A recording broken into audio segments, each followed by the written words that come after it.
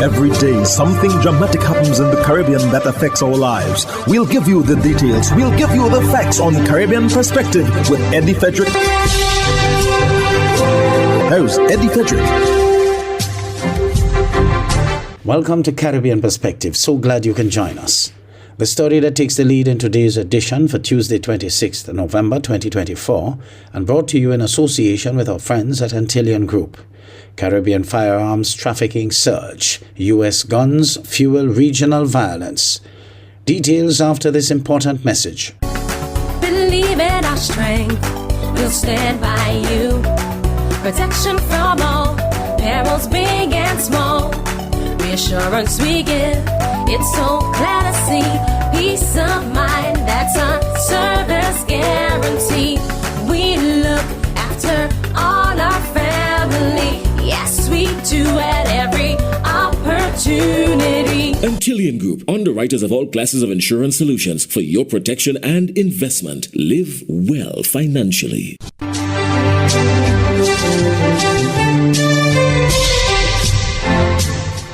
Welcome back. A U.S. report reveals a surge in illegal gun trafficking to the Caribbean, including St. Lucia. Smugglers are using sophisticated techniques to conceal weapons within everyday items. Joachim Duplessis of HTS News Force reports. A recent U.S. Government Accountability Office GAO report reveals that St. Lucia is among several Caribbean nations grappling with a significant influx of illegal firearms originating from the United States with sophisticated smuggling techniques enabling widespread weapons trafficking. According to the report, firearms are illicitly imported into the Caribbean countries through intricate methods that exploit shipping and transport systems. U.S. and Caribbean officials documented that weapons are most commonly smuggled via ship and transport using ingenious concealment techniques designed to evade detection. Specifically for St. Lucia, the U.S. State Department has targeted several key interventions. A critical effort includes providing support for a ballistic and digital forensics laboratory to help local law enforcement track criminal networks and conduct advanced ballistic analysis. CARICOM Impacts officials also plan to provide e-trace training to St. Lucian law enforcement, enabling them to more effectively trace recovered firearms. Traffickers frequently hide firearms in large items like automobiles and televisions, or disassemble weapons into components concealed within everyday household items such as bags of rice or cereal boxes. These weapons are typically packaged in break-bulk cargo, making detection challenging for customs officials. Of the 38 firearms St. Lucia traced between 2018 and 2022, 45% was sourced from the United States, with 5% linked to non-U.S. entities, 21% untraced, and 29% of non-U.S. origin, highlighting the complex nature of the region's illegal arms trade. The Caribbean region suffers from homicide rates nearly triple the global average, with firearms implicated in more than half of all killings. In some countries, up to 90% of homicides involve firearms, underscoring the severity of the trafficking problem. U.S. Department of Homeland Security investigations in 2022 documented a substantial increase in the quantity, caliber, and types of firearms illegally trafficked from the United States to Caribbean nations. To combat this issue, the U.S. State Department has launched multiple interventions, including a $1.5 million Project Bolt with the World Customs Organization to train customs officials on detecting and preventing weapons trafficking. A key regional initiative, the Crime Gun Intelligence Unit established in Trinidad and Tobago, aims to improve information sharing and investigative leads among Caribbean and U.S. law enforcement agencies, potentially benefiting St. Lucia's efforts to combat firearms trafficking. The GAO report underscores the urgent need for coordinated international efforts to stem the flow of illegal weapons and reduce the region's alarming violent rates, with St. Lucia standing to benefit from these targeted interventions. Joachim Duplessis, HTS News Force. In the meantime, the Archbishop of St. Lucia, Gabriel Malzer, is calling for crime and violence on the island to be addressed with urgency. In an official statement, the Archbishop of Castries called on various elements of the society to abstain from the scourge which is plaguing the nation. Zane Romulus of the DBS News World reports. The Catholic Church is concerned about the rise of violent crimes and believes now is the time to address this troubling trend. In a video message, Archbishop Gabriel Malzer acknowledged that this issue has developed over time and has been allowed to fester unchecked within society. And when I speak of violence, I do not only mean physical violence, such as gun violence, but also the subtler forms, violence expressed through words and actions from all levels of society. I condemn all such destructive acts, whether committed by individuals or by institutions. The church leader has called on all members of the community to actively participate in the fight against crime. He specifically highlighted the responsibility that leaders in both the public and private sectors have in addressing the crime crisis. We also need leaders in government and in the community to act. The Department of Human Services, law enforcement, and our justice system all play important roles in keeping us safe. And they need to be well-resourced, fair, and just. The Archbishop announced that the church will soon introduce a program called Angels of Comfort, where church members will be providing psychosocial support to families affected by violence. He says the church plans to involve the entire Christian community in this program. For the DBS News World, Zane Romulus reporting. Chairman of the Guyana Elections Commission, retired Justice Claudette Singh, has addressed recent calls for her resignation. In her response, Singh outlined her commitment to the electoral process and defended her role amid criticisms. More details on her statement and the reactions from stakeholders are included in this Travis Chase HGP News report. Amidst mounting calls by the opposition political parties for her to resign so that Guyana can have elections that are free and fair, Chairperson of the Guyana Elections Commission, Justice retired Claudette Singh, said that she will resign when she wants to. We have a democratic right to protest. And causing to resign? Well, I don't know about resigning, but I mean to say when I want to resign, I'll resign. For years, the main opposition, the People's National Congress Reform, has been protesting outside the headquarters of GCOM, calling for the resignation of the GCOM chair.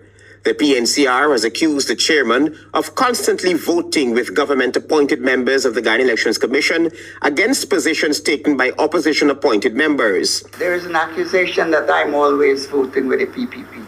I make my own decisions. A visibly upset Singh said that it's one's democratic right to protest or call for her removal. But according to Singh, she makes her own decisions. The fact is, let me just say, there are three commissioners on each side. I have the casting vote. That is what I have from the legislation. So what do I do when they're tied? I have to cast the vote. I make up my own decision. Singh was selected as chair by former APNU AFC President David Granger from a list submitted by then opposition leader Barra Jackdew. This election came after Mr. Granger had rejected 3 lists with 6 names each from Jackdew, and after a ruling by the Caribbean Court of Justice that the unilateral selection of the late Justice James Patterson as chair was unconstitutional. Travis Chase, HGP Nightly News.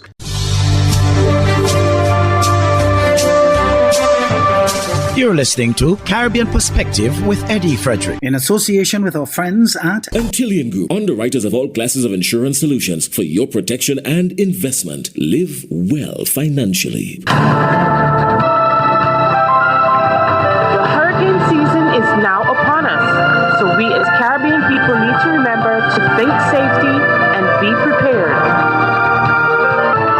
Avoid venturing outside during a storm or hurricane, especially if there are strong winds. Rooftops and other debris are often blown about and can cause great damage.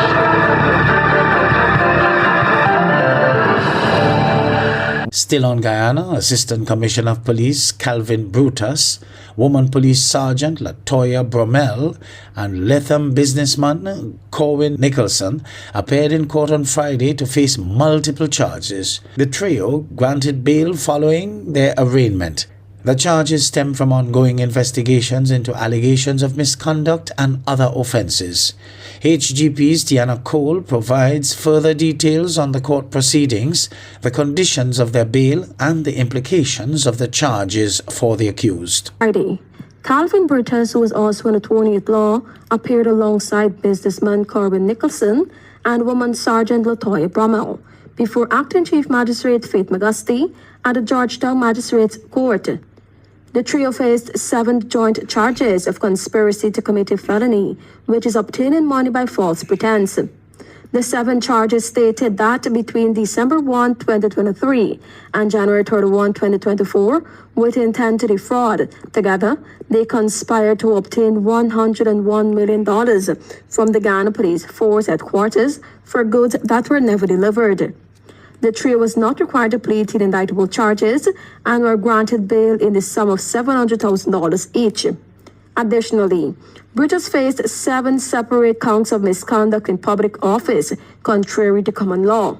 The charges allege that between the dates mentioned above at police headquarters, while performing duties of Deputy Commissioner Administration, he willfully misconducted himself by instructing a police finance officer to prepare 7 Bank of Guyana checks totaling $101 million, payable to Corwin Nicholson.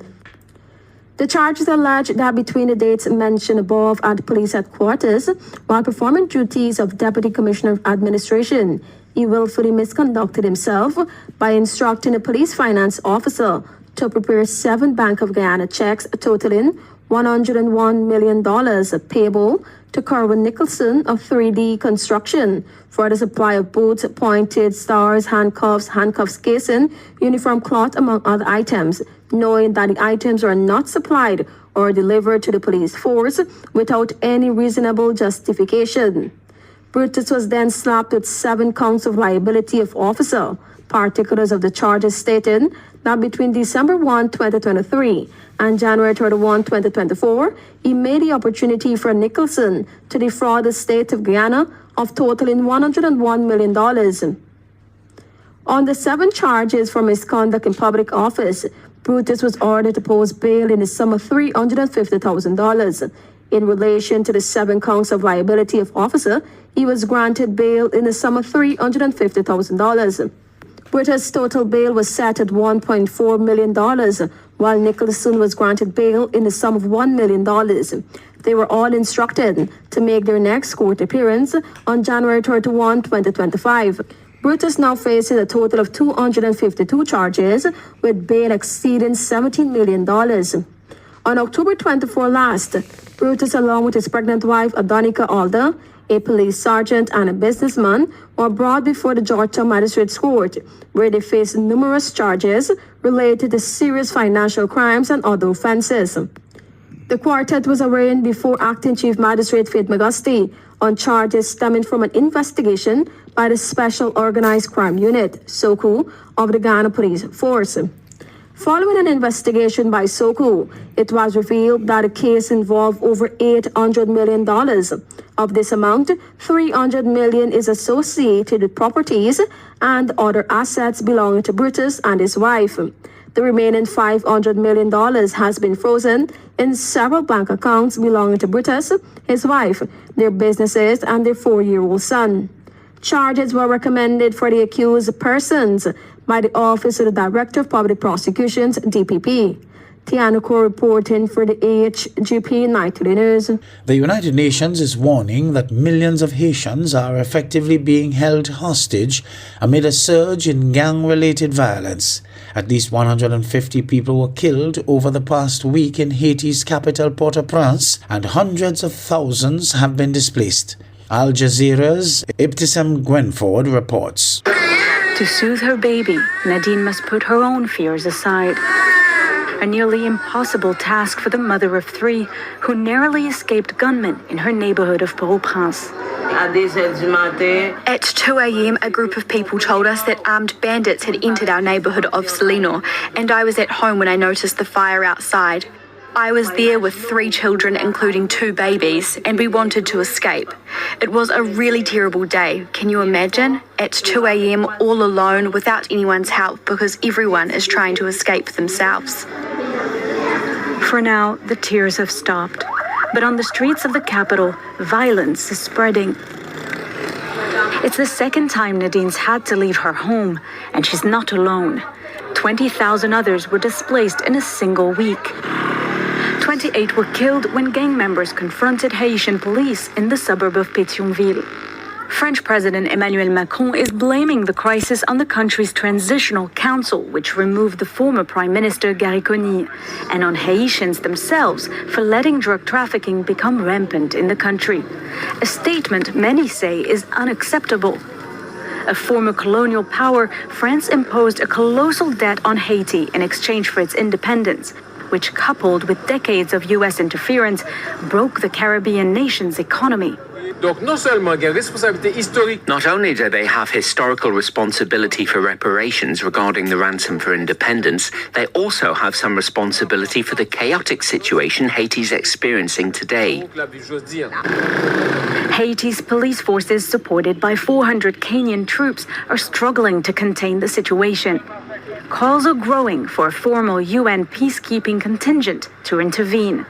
But shadows of past missions have left Haitians wary of foreign intervention. Over a decade ago, UN soldiers committed rape and were accused of contaminating water supplies, which led to the death of almost 10,000 people to cholera. Meanwhile, a kiss and some milk are all mothers here can provide to give their families a semblance of safety. In the overcrowded shelters of the city, most are now relying on aid to get by, and the displaced keep on coming. Ibtisam Genfoud, Al Jazeera.